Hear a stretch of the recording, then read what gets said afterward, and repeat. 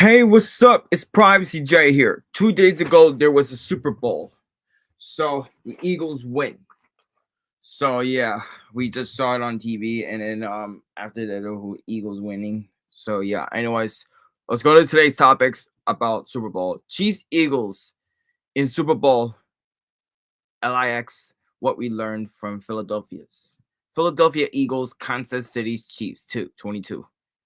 Eagles strength Warriors lead way. The last time the Eagles were in the Super Bowl, they brought a vaunted defense that were flirting with statistical history. All right, you may read.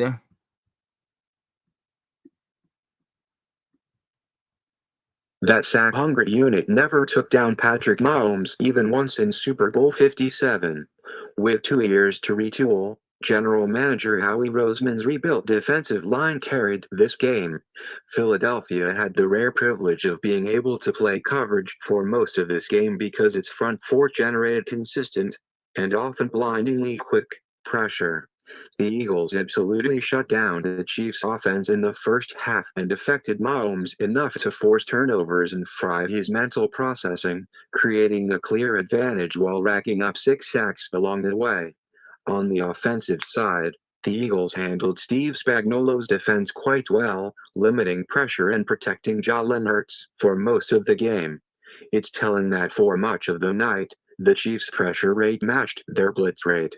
They couldn't get home with base rushes and left space for Hurts to find open targets or scramble when they sent heat, resulting in an uphill climb on both sides manufactured by Philadelphia's coaching staff and front office. We haven't seen such a lopsided Super Bowl in a while, but this one can be explained by the changes Roseman made in the trenches. They made all the difference in this rematch. Mahomes proves he's human. Patrick Mahomes had a total of 3 snaps in which he looked like himself on Sunday, his first completion of the game on the Chiefs' first play from scrimmage, his long pass to Xavier Worthy to set up the Chiefs' first touchdown, and a backhanded flip to Travis Kelce on a scramble when the game had already become a blowout. Otherwise, he looked as if he'd left his superpowers in Kansas City. Early pressures and a variety of coverages made Mahomes incredibly hesitant, removing his pre-snap reads and speeding up his clock. He threw a number of inaccurate passes, some while under pressure, some while free from it, never settled in and made a couple of awful decisions resulting in interceptions. It looked a whole lot like the last time the Chiefs were soundly beaten.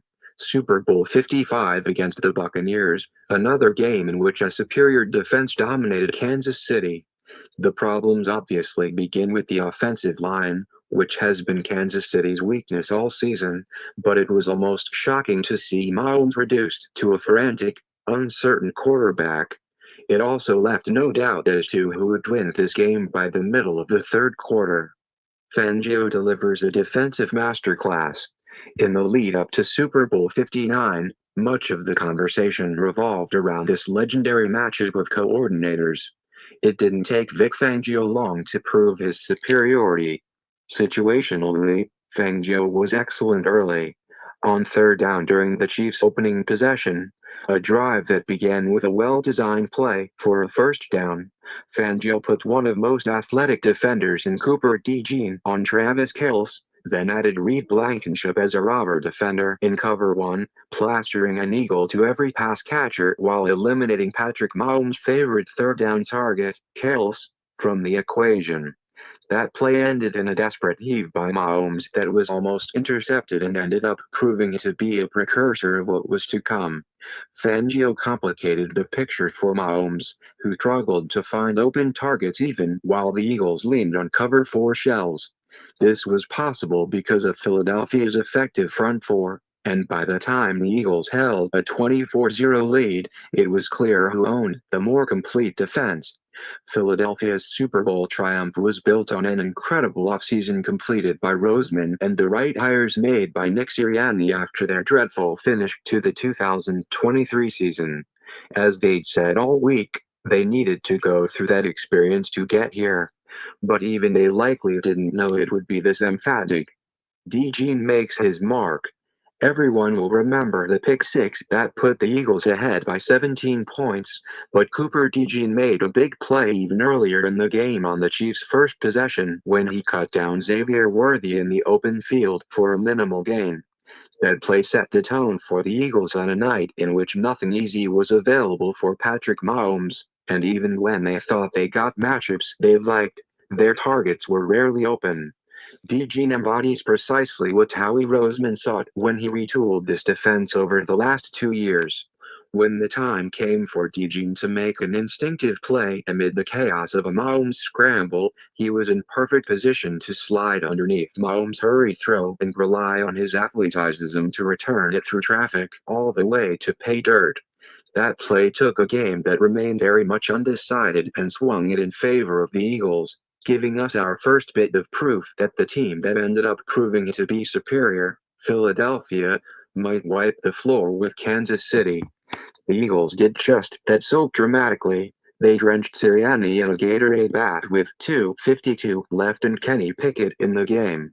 They can thank their young, hungry defense. Chiefs fall short of history. On paper, the Eagles had the more talented roster, but the Chiefs' history of success and the existence of Patrick Mahomes required everyone to take them seriously. History mattered, too. Kansas City rode the wave of having a chance to become the first team to three-peat in NFL history all the way to New Orleans, increasing the significance of an already massive game. In the end, the talent difference won out for the opposition. Because of the presence of some highly paid stalwarts, Mahomes, Travis Kelce, Chris Jones, Jawan Taylor, Joe Thuney, Kansas City has been forced to cut corners with their roster. The Chiefs tried to address left tackle with a combination of a rookie and a veteran, and both struggled so mightily, they ended up sliding an elite guard and Thuney out to tackle just to settle the group. That weakness, plus an inability to generate pressure without blitzing, and their reliance on a cobbled-together receiving core, ended up being the obvious difference. It didn't help that Mahomes wasn't sharp for much of this game, but it was clear how much personnel mattered, and while GM Brett Veach deserves the credit he's received for keeping the Chiefs competitive for the last decade, his roster risks burned Kansas City on Sunday. Don't be surprised if Veach operates accordingly in the offseason. Okay. So anyways, that's going to be it for today's video about Super Bowl. And happy belated Super Bowl, everybody. That we saw Kendrick Lamar performing the in the halftime show, and the Eagles win as well. So yeah, touchdown. So yeah. So remember to like and comment and subscribe and let me know about it. So we're gonna subscribe to my 3 channels: Privacy J Purchase 1, 2, and 3, and in my content, all of my social medias will let you know about it. Facebook, my name is Jaden Garcia. Instagram, JTech727. Snapchat is Scoot0727, and follow me on X, Privacy J NYC1. And stay tuned for the next video for today later on.